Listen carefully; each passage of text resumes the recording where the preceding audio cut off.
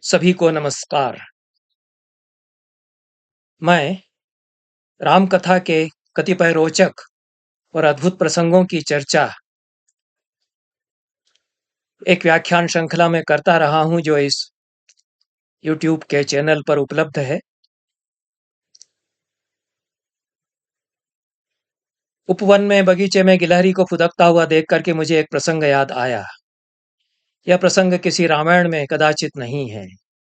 राम कथा से जुड़े हुए अनेक प्रसंग ऐसे हैं जो लोकमानस में उद्भावित हैं। राम भक्तों ने परस्पर चर्चा में परिकल्पनाएं उनकी की हैं और वो चल पड़े हैं। उन्हीं में से एक प्रसंग है और इसमें राम कथा में एक ऐसे प्राणी का अवतरण होता है जो बहुत लघुकाय क्षुद्र जीव माना जाता है, उपेक्षित जीव है,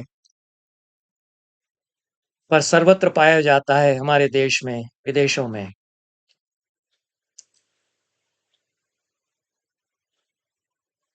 यह प्रसंग किसी महात्मा के प्रवचन में मैंने कदाचित सुना था,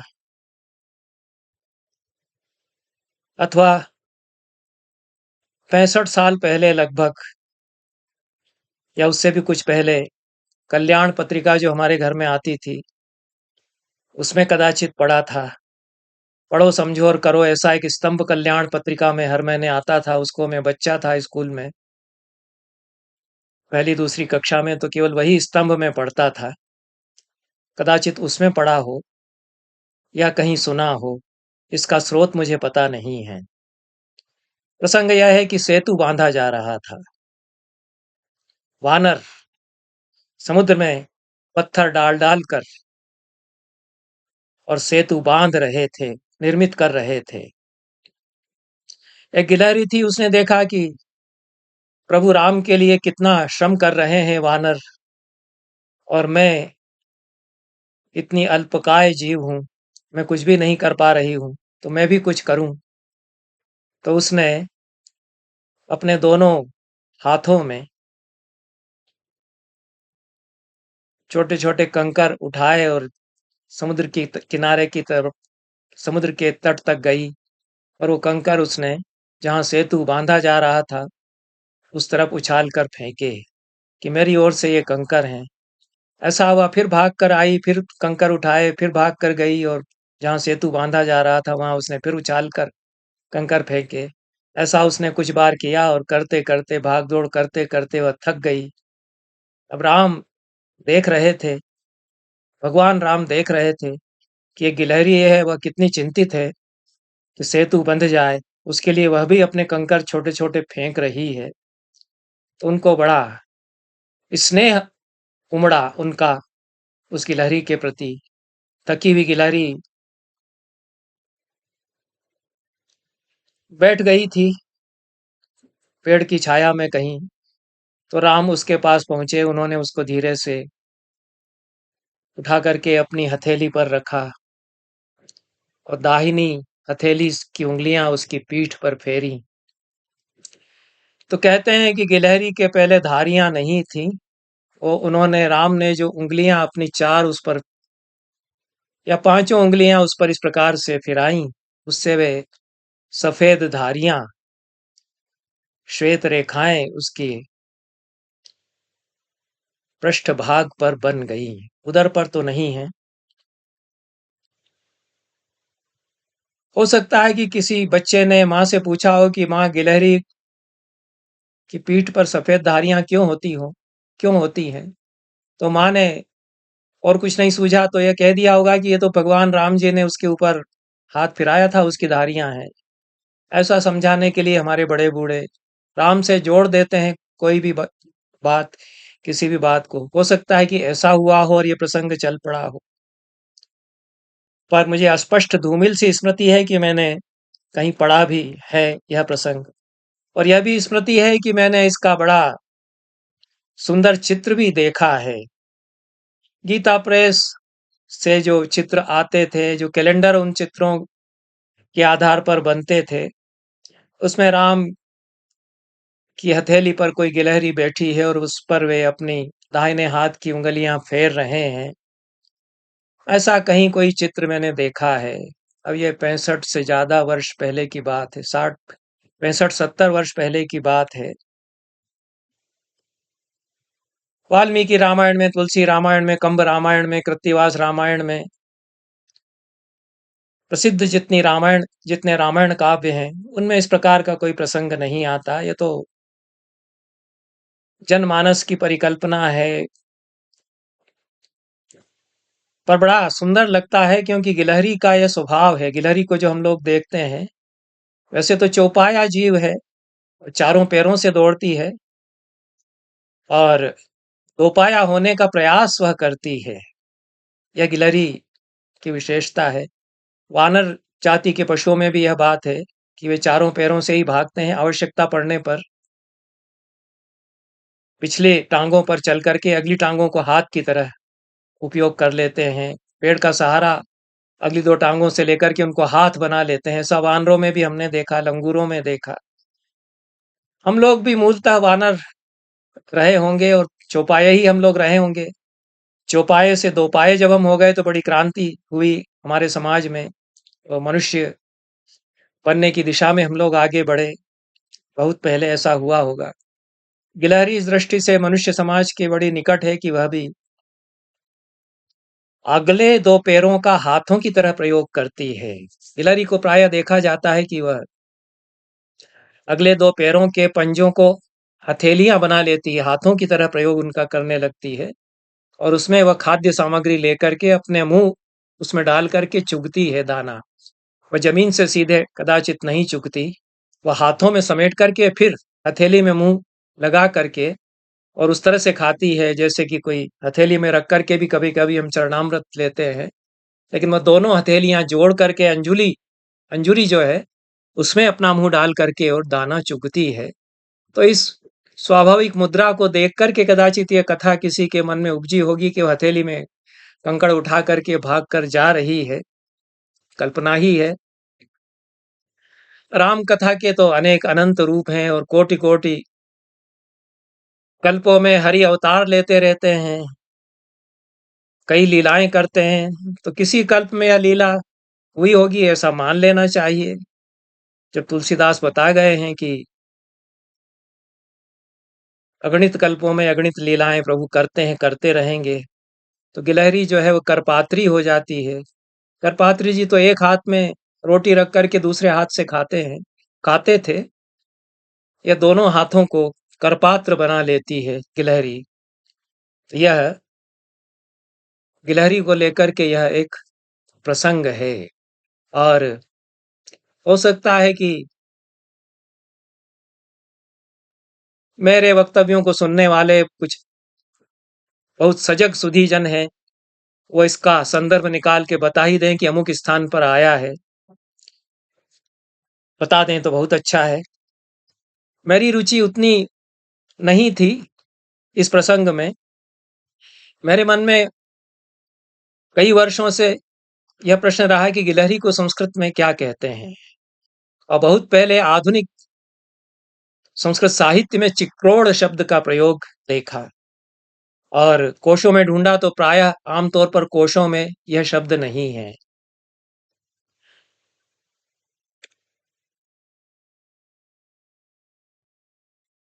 संस्कृत के एक कथाकार हैं नारायण दास, उनकी तो कहानी का शीर्षक ही चिक्रोड़ा है। बाद में ढूंढते हुए अष्टाध्यायी जो ऐप है बहुत अच्छा बनाया है। भगवान शतायु करें उन लोगों को जिन्होंने यह बनाया है और बहुत ही सुंदर कार्य किया। कर्मठ लोगों ने यह कार्य किया और उसमें अनेक कोश मिल जाते हैं। कोशान्वेषा उसका जब खोलते हैं तो उसमें चिक्रोड़ शब्द मिल गया और मेरे पास जितने कोश हैं उनमें कहीं यह नहीं था, कहीं नहीं मिला। शब्द कल्पद्रुम में, वाचस्पत्यम में, अमर कोश में, एक और भी अन्य कोश हैं उनमें, पर इसमें वैजयंती कोश से चिक्रोडस तालको रोमशीति च ऐसा पर्याय गिनाए गए हैं और फिर इसके आधार पर मोनियर विलियम्स और आपटे के कोशों में भी रोमशी शब्द ले लिया है गिलहरी के अर्थ में। तो यह चिक्रोड, रोमशी, तालक, ये 3 पर्याय वैजयंती कोश ने बताया, जिसको यादव प्रकाश उसके निर्माता हैं। यादव के नाम से भी उद्धृत करते हैं टीकाकार इसको, इति यादव कहकर के उद्धृत कदाचित इसी को करते हैं।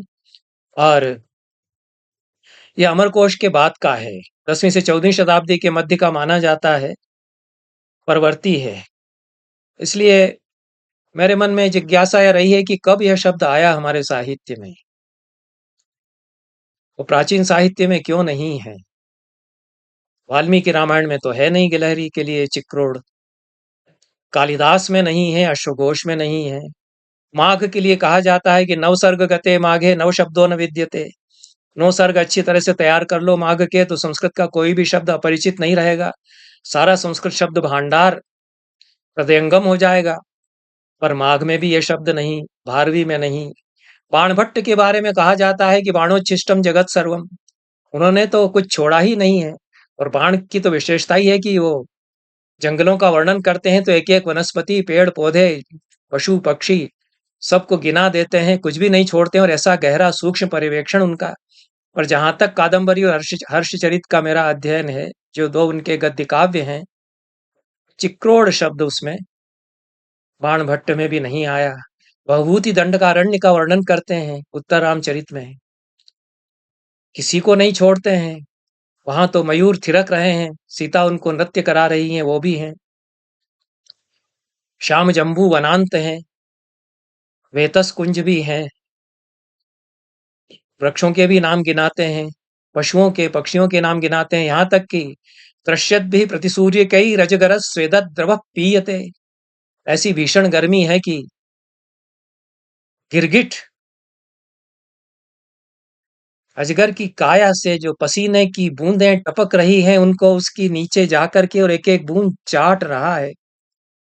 यह भवभूति लिखते हैं। इसी के आधार पर हमारे अग्रज श्रीनिवास रथ जी कहते थे कि कितने बड़े आधुनिक बोध के कवि हैं। कालिदास होते तो लिखते कि वह अजगर करुणा में भर करके अपनी पसीने की बूंद टपका रहा है उसके मुंह में, पर भवभूति उस छोटे से जीव को कोशिश करते हुए दिखाते हैं कि वह धीरे धीरे जाता है। गर्मी के मारे ऐसा बेहाल है कि डर भूल गया है अजगर का। वो पानी की एक बूंद मिल जाए ऐसा, उसके नीचे जाकर के उसके मुंह से टपकते हुए पसीने, उसके शरीर से टपकते हुए पसीने की बूंद को चाटने की कोशिश करता है। यह भी उन्होंने नहीं छोड़ा भवभूति ने। उत्तरामचरित पढ़कर ही हमको ज्ञात हुआ कि प्रतिसूर्यक कहते हैं गिरगिट को, और क्रकलास पर टीकाएं पढ़ी तो क्रकलास भी कहते हैं, यह भी हमको याद हो गया। लेकिन गिलहरी तो वहां भी नहीं मिली। तमाम साहित्य पढ़ते रहे संस्कृत का, चिक्रोड़ शब्द हमारी दृष्टि में नहीं आया था। बहुत पहले तक तो 2-1 वर्ष पहले तक तो नहीं आया था। जितने प्रसिद्ध रचनाकार पढ़े उनमें चिक्रोड़ शब्द नहीं आया। राम भद्राम्बा का महाकाव्य पढ़ा अभी, बहुत सुंदर महाकाव्य है, रघुनाथाभ्युदय महाकाव्य जो राम भद्राम्बा ने लिखा है। और उन पर तो कभी विस्तार से चर्चा करूंगा ही। लेकिन मेरी तबीयत खुश हो गई, चित्त प्रसन्न हुआ कि चिक्रोड़ शब्द का प्रयोग कम से कम एक सुंदर बड़ा जो महाकाव्य है संस्कृत का उसमें आया है। इससे मेरी यह शंका परिपुष्ट हो गई है कि यह शब्द मूलतः ही संस्कृत भाषा का नहीं है। व्युत्पत्ति तो निकाल करके हमारे वैयाकरण बता ही देंगे, लेकिन राम भद्राम्बा दक्षिण की हैं, सुदूर दक्षिण में तंजौर की राजसभा में वो हैं। रघुनाथ नायक की प्रिय कवि वे हैं। रघुनाथ नायक बड़ा स्नेह उन पर रखते हैं और उनके लिए उन्होंने यह महाकाव्य उन पर लिखा है, रघुनाथाभ्युदय। अद्भुत छवियां इस महाकाव्य में हैं। उद्यानों का वर्णन किया है रघुनाथ के, उनकी दिनचर्या का वर्णन किया है। उस प्रसंग में उन्होंने लिखा है, अम्बोभि अम्भोभिरापूर्ण निजाल वाल निजाल वालश्चिक्रोड़ दंष्ट्रा शिथिलैः फलाग्रैः केरद्रुमा स्वादुजलम किरंतो यस्याम भजन्ते जलयंत्र भूषम। कहते हैं कि उसके बगीचों में केर द्रुम, ये कदली के लिए केर शब्द का प्रयोग किया है जहां तक मैं समझ रहा हूं। और केर हमारी भाषा में भी केले के लिए शब्द आता है। तो कदली के वृक्ष जिनके आलवाल पर जलयंत्र से खूब अच्छी तरह पानी दिया गया है, भरे हुए हैं आलवाल, और उनके फलों से जो लदे हुए हैं, उनके फलाग्रों पर चिक्रोड़ ने उनके अग्रभाग काट लिए हैं। वो जहां तक उसका मुंह पहुंच सकता है वहां तक जाकर के अगला हिस्सा तो काट ही लेती है। गिलहरी का जूठा फिर लोग खा सकते हैं। तो यह चिक्रोड़ शब्द का प्रयोग यहाँ आया है। बाकी जो वैजयंती कोश में बताए गए कि रोमशी और तालक उसके पर्याय हैं, तो तालक तो कहीं कोश में गिलहरी के लिए नहीं आता। तालक के बहुत सारे अन्य अर्थ दिए गए हैं कोशों में, पर गिलहरी के अर्थ में नहीं आता। और रोमशी शब्द को फिर आप्टे ने और मोनियर विलियम्स ने उनके पहले ले लिया है। अब बच्चों को संस्कृत सिखाई जा रही है, प्रौढ़ लोगों को संस्कृत सरल ढंग से सिखाई जा रही है, बड़ा अच्छा काम हो रहा है। लेकिन कैसी संस्कृत सिखा रहे हैं? हमसे एक लर्न संस्कृत कार्यक्रम कोई खुल गया और उसमें गिलहरी के 5 पर्याय उन्होंने दे दिए हैं। व्याघ्रकुट, व्याघ्रदंत, व्याघ्रकेतु, व्याघ्र प्रणीत, व्याघ्र केसर। कैसे बना लिए उन्होंने ये शब्द? वो क्यों गिलहरी को हम व्याघ्रकुट, व्याघ्रदंत, व्याघ्रकेतु, व्याघ्र प्रणीत, व्याघ्र केसर कहेंगे? भाषा तिजारत हो गई है कि हम चाहे जो शब्द बना देंगे और चला देंगे। ऐसे भाषाएं नहीं सिखाई जाती, ऐसे भाषाएं नहीं बनती, बपोती नहीं होती भाषा किसी की। भाषा बहती हुई नदी है, उसका उद्गम है। किसी एक आदमी से भाषा नहीं बनती। किसी के दिमाग में फितूर आया कि मैं व्याघ्रकुट, व्याघ्रदंत, व्याघ्रकेतु, व्याघ्र प्रणीत, व्याघ्र केसर कह देता हूँ गिलहरी को 5 नाम, वो चल जाएंगे। तो चिक्रोड चल गया तो चल गया, नारायण दास वगैरह ने प्रयोग कर दिया तो लोगों को ध्यान चला गया। तब मैंने ढूंढ लिया कि राम भद्राम्बा में भी आया है, तो दक्षिण की भाषाओं में रहा होगा, वहां से आ गया। हो सकता है कि मूलतः संस्कृत का शब्द न रहा हो, लेकिन जब स्वीकृत हो गया है चिक्रोड, तो गिलहरी के लिए चिक्रोड ही कहने लग जाओ। काहे को व्याघ्रकुट, व्याघ्रदंत, व्याघ्रकेतु, व्याघ्र प्रणीत, व्याघ्र केसर इत्यादि इत्यादि शब्दावली बनाते हो, सिखाते हो फिर उसको कि हम तो बच्चों को संस्कृत सिखा रहे हैं। प्राणी शास्त्र के अध्येता बताते हैं कि गिलहरी मूलतः भारत का पशु नहीं रहा, मूलतः अमेरिका में था, यूरेशिया में गया, अफ्रीका में गया, बाद में ऑस्ट्रेलिया गया और फिर अन्य देशों में इसका आगमन हुआ। अध्येता लोग बताते हैं, बाकी तो हमारे यहाँ तो सनातन काल से सभी कुछ था, तो गिलहरी क्यों नहीं थी? जब रामायण में भी थी तो थी, होगी। एक और संदर्भ मुझे गिलहरी पर मिला जो बहुत महत्वपूर्ण है, और वह भी परिवर्ती ग्रंथ से है। वैजयंती कोश में पहली बार आना, जो कि लगभग 12वीं 13वीं 14वीं शताब्दी का कोश है। उसके बाद फिर राम भद्राम्बा के महाकाव्य में आना इस शब्द का, और फिर श्री कुमार का जो शिल्प रत्न है उसमें यह शब्द आया। इससे भी तबीयत प्रसन्न हो गई, तबीयत खुश हुई या चित्त प्रसन्न हुआ। शिल्प रत्न में तो एक पूरा खंड चित्रसूत्र का है, एक पूरा अध्याय चित्रसूत्र का है। चित्र निर्माण की विधि, रंग, वर्तिका, ब्रश, लेखनी भी उसको कहा है, वर्तिका भी कहा है, उस सब की विधि वो बताते हैं। और उसमें जो ब्रश है चित्र बनाने के लिए, कूची, कूची भी कह सकते हैं, ब्रश कहते हैं, ब्रश अंग्रेजी का शब्द है तो कूची कह सकते हैं। उसको बताते हुए कहते हैं कि कोमल रोओं वाला ब्रश या कूची यदि बनाना हो, वर्तिका बनाना हो, तो चिक्रोड की पूंछ के बाल ले ले। चिक्रोड पुच्छजम सूक्ष्मायाम रोमम वा तृणाग्रकम तंतुना लाक्षया वाथ दंडाग्रकृत शंकुशु। लाक्षा पिघला करके उसमें शंकु जो कोन है धातु का उसको जोड़ करके उसमें फिर ये बाल फंसा करके, चिक्रोड की पूंछ के बाल, अच्छी पतली कोमल केशों की, के कोमल बालों की यदि लेखनी या ब्रश वर्तिका बनाना हो और हर रंग के लिए अलग-अलग तरह के अ, पाल लिए जाएँगे। उनमें से किसी विशेष रंगों के लिए ये चिक्करोड़ पुच्छज वर्तिका उन्होंने बताई है, क्योंकि उन्होंने 3-3 भेद किए। प्रति वो अलग-अलग वर्णों के लिए अलग-अलग प्रकार की लेखनी या वर्तिका बताई, और फिर स्थूल, सूक्ष्म, मध्या 3 प्रकार के भेद और किए। तो ये सूक्ष्म के लिए उन्होंने चिक्करोड़ की पूँछ के बालों से यह लेखनी बनाई जाए, ब्रश या कूची बनाई जाए, यह श्री कुमार ने अपने शिल्प रत्न में चित्र विधि के वर्णन में बताया है। जो मेरी मान्यता है कि यह बाद में संस्कृत में आया और लाया गया और प्राचीन साहित्य में नहीं मिलता है। जितना मेरा अध्ययन है, अल्प बुद्धि वाला आदमी, अल्प अध्ययन वाला आदमी, तो जितना अध्ययन है उसके आधार पर 10वीं शताब्दी के पहले के साहित्य में चिक्करोड़ शब्द नहीं आया, उसके पहले के कोशों में नहीं आया, उसके बाद के कोश में और उसके बाद के साहित्य में आ रहा है। कम से कम 2 स्थान तो मुझे मिले ही। रामभद्रांबा का 16वीं शताब्दी का महाकाव्य है, और शिल्प रत्न यह भी उसके बाद का ग्रंथ है।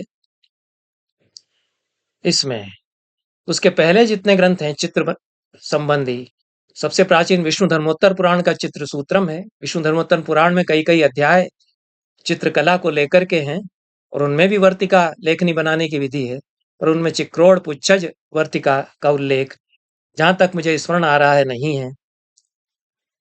इतना ही कह करके यह गिलहरी को लेकर के चर्चा आरंभ हुई। बहुत मासूम सुंदर प्राणी है। भारत में जो गिलहरियां हमने देखी वो प्रायः कृशकाय और छोटे आकार की हैं, और अमेरिका में और इंग्लैंड में, लंदन में रहना हुआ कुछ कुछ महीने जब जब, तो वहां तो एक एक 1.5 फुट की बड़े पुष्ट आकार की गिलहरियां हमने देखी। इससे भी लगता है कि मूलतः वहां का पशु रहा होगा, वहां की जलवायु उससे ज्यादा रास आती है। यहाँ लाया गया, आ गया, आगमन उसका हुआ, यहाँ भी पल रहा है, पुस रहा है। बहुत अच्छी बात है। इन शब्दों के साथ यह चर्चा समाप्त करते हैं। बहुत बहुत धन्यवाद।